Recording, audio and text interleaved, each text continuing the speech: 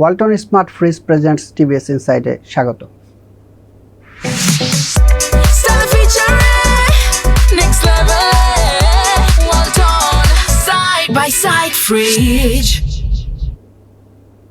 সঙ্গে আছি আমি আনিসুর রহমান। প্রিয় দর্শক, বেক্সিমকো গ্রিন সূচক বন্ডের মেয়াদ 2026 সালের ডিসেম্বর থেকে বাড়িয়ে 2031 বা 32 সালের ডিসেম্বর পর্যন্ত নেওয়ার একটা পরিকল্পনা চলছে। এই সংক্রান্ত একটি কমিটি, বাংলাদেশ ব্যাংকের একটা হাই পাওয়ার কমিটি রয়েছে, এই কমিটি এরকম একটা প্রপোজাল দিয়েছে। এই বিষয়টি নিয়ে আমাদের একটি প্রতিবেদন গিয়েছে, প্রতিবেদনটি করেছেন সহকর্মী রফিকুল ইসলাম। রফিকুল ইসলামের কাছ থেকে আমরা একটু বিস্তারিত শুনবো। রফিক, আপনাকে স্বাগত টিভিএস ইনসাইডে। ধন্যবাদ। একটু জানতে চাই, এই মেয়াদ 5 বছর বা 6 বছর বাড়ানোর যে পরিকল্পনা করা হচ্ছে, এটার মূল দাগে ভিতরের ঘটনাটা কি? আপনাকে ধন্যবাদ। বেক্সিমকো গ্রিন সূচক 2021 সালে ইস্যু করা হয় 5 বছর মেয়াদে, এবং আপনি জানেন যে বেক্সিমকো লিমিটেড সালমান এফ রহমান সাবেক প্রধানমন্ত্রী শেখ হাসিনার বেসরকারি শিল্প বিষয়ক উপদেষ্টা ছিলেন। তারা সৌরবিদ্যুৎ উৎপাদন পাশাপাশি তাদের যে এক্সিস্টিং টেক্সটাইল সেক্টর আছে সেটা এক্সপানশনের জন্য তারা ক্যাপিটাল মার্কেট থেকে তারা 3000 কোটি টাকা উত্তোলন করে। তো এটার মেয়াদ আগামী বছরের ডিসেম্বরে শেষ হওয়ার কথা, এবং যে পরিকল্পনা ছিল যে এই বন্ডের টাকা বেক্সিমকো লিমিটেডের শেয়ারে কনভার্সন হবে, প্রতি বছর 20% করে 5 বছরে 100% কনভার্সন হয়ে যাবে। কিন্তু এই যে ক্যাপিটাল মার্কেটের খারাপ অবস্থা পাশাপাশি ইনভেস্টরদের অনাগ্রহের কারণে কনভার্সনটা হয় নাই, যার কারণে পুরো টাকাটাই বেক্সিমকোকে এখন ফেরত দিতে হচ্ছে। আমি কনভার্সনের বিষয়টা যদি একটু বলি, যে 3000 কোটি টাকা বন্ডের মধ্যে প্রায় 190 কোটি টাকার মতো কনভার্সন হয়েছে, বাকি 2809 কোটি টাকা এখনও ডিউ রয়ে গেছে, যেটা হলো মেয়াদ পূর্তিতে ফেরত দিতে হবে। এটা হলো বন্ডের যে ইনফরমেশন মেমোরেন্ডাম সেটা শর্ত নিয়ে তাদেরকে ফেরত দিতে হবে। এখন পর্যন্ত বেক্সিমকো প্রতি বছরে 2 বার যে periodic half yearly periodic interest payment করে, সে পেমেন্টটা এখন পর্যন্ত করে যাচ্ছে। এখানে কোনো ডিফল্ট হয় নাই, কিন্তু যেহেতু শেয়ারের কনভার্সনটা হয়নি, পুরো টাকাটা ডিউ রয়ে গেছে, যেটা আগামী বছরের ডিসেম্বরের মধ্যে 2809 কোটি টাকা ফেরত দিতে হবে। কিন্তু আপনি জানেন যে 5 আগস্ট পরবর্তীতে বেক্সিমকো গ্রুপের যে ব্যবসা প্রতিষ্ঠানের যে অবস্থা, তাতে এই টাকা ফেরত দেওয়ার মতো অবস্থার মধ্যে নাই। এবং এই যে সুকুকে টাকাতে যে প্রজেক্ট ইনভেস্টমেন্ট করার জন্য নিয়েছিল, তার মধ্যে একটা মাত্র প্রজেক্ট তিস্তা সোলার পাওয়ার, এটা চালু হয়েছে, যেটা ন্যাশনাল গ্রিডে আমাদের 200 মেগাওয়াটের বিদ্যুৎ সরবরাহ করছে, এবং সেখান থেকে প্রতি মাসে প্রায় 50 কোটি টাকা করে ইনকাম হচ্ছে। পাশাপাশি আরও 2টা প্রজেক্ট এক্সপানশনের জন্য যে নেওয়া হয়েছিল, যে করতোয়া সোলার পাওয়ার আর বেক্সিমকোর টেক্সটাইল ডিভিশনের এক্সপানশন। করতোয়া সোলার পাওয়ারের আংশিক কাজ হয়েছে, এবং 5 আগস্ট পরবর্তীতে যখন সরকার পরিবর্তন হলো, তখন এই প্রজেক্টের যে ইকুইপমেন্ট যেগুলো আনা হয়েছিল, আগুন দেওয়া হয়, পুড়িয়ে দেওয়া হয়, এই প্রজেক্ট এখন পর্যন্ত আলোর মুখ দেখে নাই। টেক্সটাইল ডিভিশনের এক্সপানশনে তারা প্রায় 800 কোটি টাকা ইনভেস্টমেন্ট করেছে, কিন্তু আপনি জানেন যে বেক্সিমকো গ্রুপের প্রচুর পরিমাণ লোন জটিলতার কারণে তারা এখন এলসি করতে পারতেছে না, আমদানি করতে পারতেছে না, পার্শিয়ালি কারখানাটা বন্ধ। কাজেই এই যে 3000 কোটি টাকা বন্ড থেকে যে ইনভেস্টমেন্ট থেকে আয়ের একমাত্র উৎস হলো তিস্তা সোলার পাওয়ার, সেখান থেকে প্রতি মাসে 50 কোটি টাকা করে ইনকাম হচ্ছে। কিন্তু এই যে টাকা, এই যে ক্যাশ ফ্লোটা হচ্ছে, এই ক্যাশ ফ্লোতে 2809 কোটি টাকা ফেরত দেওয়া মেয়াদের মধ্যে সম্ভব না। এই জন্য বাংলাদেশ ব্যাংক গত বছর একটা কমিটি করেছে, হাই পাওয়ার কমিটি, যেটাতে ডেপুটি গভর্নরের নেতৃত্বে একটা কমিটি। সেই কমিটি আইসিবিকে 21 সদস্যের একটা ওয়ার্কিং কমিটি গঠন করার পরামর্শ দিয়েছিলেন। 21 সদস্যের একটা ওয়ার্কিং কমিটি গঠন করা হয়, যেখানে বিভিন্ন ব্যাংক, যাদের ইনভেস্টমেন্ট আছে, শেয়ার হোল্ডার, এদেরকে নিয়ে সেই কমিটিটা করা হয়। সেই কমিটি বাংলাদেশ ব্যাংকের কাছে প্রতিবেদন দিয়েছে যে এক্সিস্টিং ক্যাপাসিটিতে টাকা ফেরত দেওয়া সম্ভব না। তো এই জন্য তারা বিকল্প 2টা প্রস্তাব উপস্থাপন করেছে, যে এটার মেয়াদ বাড়ানো। মেয়াদ বাড়ানো 5 বছর, 2টা ক্যাশ ফ্লো হিসাব করে দিয়েছে, যে এক্সিস্টিং যে চলমান একটা প্রকল্প আর আরেকটা যে প্রকল্পটা আংশিক রয়েছে, সেখানে 150 কোটি টাকা ইনভেস্টমেন্ট করলে সে প্রজেক্টটা চালু হয়ে যাবে, সেখান থেকে পার মান্থ প্রায় 9 থেকে 10 কোটি টাকা করে ইনকাম হবে। বাংলাদেশ বিদ্যুৎ উন্নয়ন বোর্ডের সাথে যে চুক্তি, সেই চুক্তি অনুযায়ী তারা যদি ন্যাশনাল গ্রিডের সৌরবিদ্যুৎ থেকে দিতে পারে, 9 থেকে 10 কোটি টাকা করে ইনকাম হবে। এই 2টা প্রজেক্ট মিলিয়ে তারা প্রপোজাল দিয়েছে যে 2031 সাল পর্যন্ত যদি মেয়াদটা বাড়ানো হয়, তাহলে তারা পুরো টাকাটা ফেরত দিতে সক্ষম। আর যদি নতুন করে ইনভেস্টমেন্ট না করা হয়, শুধু তিস্তা সোলার পাওয়ারের উপরে যদি ডিপেন্ডেন্ট থাকতে হয়, তাহলে 2032 সাল পর্যন্ত মেয়াদ বাড়ানোর পরামর্শ দিয়েছে।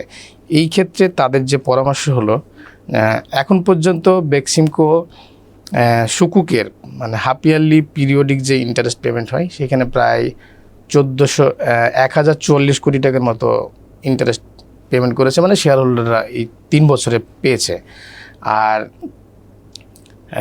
1040 কোটি টাকা পেয়েছে, কিন্তু এটার এগেনিস্টে আয় হয়েছে প্রায় 1600 কোটি টাকা।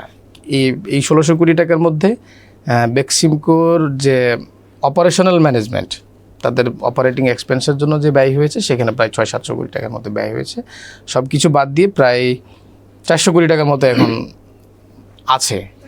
এবং আগামী বছর যে ক্যাশ ফ্লোটা আসবে, প্রতি মাসে যদি আমি 50 কোটি টাকা করে হিসাব করি, 600 কোটি টাকা 12 মাসে সে 600 কোটি টাকা আসে। পাশাপাশি তাদের যে সিঙ্কিং ফান্ডে কিছু টাকা আছে সেখান থেকে কিছু ইন্টারেস্ট আসবে। সব মিলিয়ে 2026 সালের ডিসেম্বরে এই যে বন্ডটা দেখভালের জন্য যে দায়িত্ব পালন করতেছে ট্রাস্টি, আইসিবির হাতে থাকবে প্রায় 699 কোটি টাকা বা 700 কোটি টাকা। কিন্তু এটার এগেনিস্টে তার আউটস্ট্যান্ডিং হচ্ছে 2809 কোটি টাকা। কাজে স্বভাবতই এই ফিগার থেকেই বলা যায় যে টাকা ফেরত দেওয়া কোনোভাবে সম্ভব না। তবে যদি মেয়াদ বাড়ানো হয়, তবে ট্রাস্টি বা SPV unit, special purpose vehicle, আইসিবির যে একটা বিভাগ আছে, তারা বলছে যে এই টাকাটা ফেরত দেওয়া সম্ভব।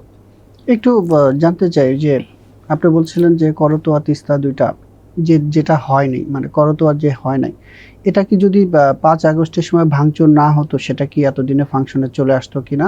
আর এখন আসতে যেহেতু 150 কোটি টাকার মতো একটা ইনভেস্টমেন্ট লাগবে, এটার জন্য কোথাও খোঁজ খবর হচ্ছে কিনা, আবার নতুন করে লোন নেওয়া বা বিনিয়োগকারী খোঁজে এরকম কোনো ধরনের ঘটনা আছে কিনা? এখন এখানে আমি যেটা বললাম যে এখন ট্রাস্টের বা এসপিবি ইউনিটের কাছে প্রায় 401 কোটি টাকা আছে। কাজে এই 150 কোটি টাকা ইনভেস্টমেন্ট করার জন্য তাদেরকে ফার্দার কোনো মানে ক্যাশ হান্টিংয়ের জন্য যেতে হবে না। তাদের যে টাকা আছে সেখান থেকে তারা চাইলে ইনভেস্টমেন্ট করতে পারবে।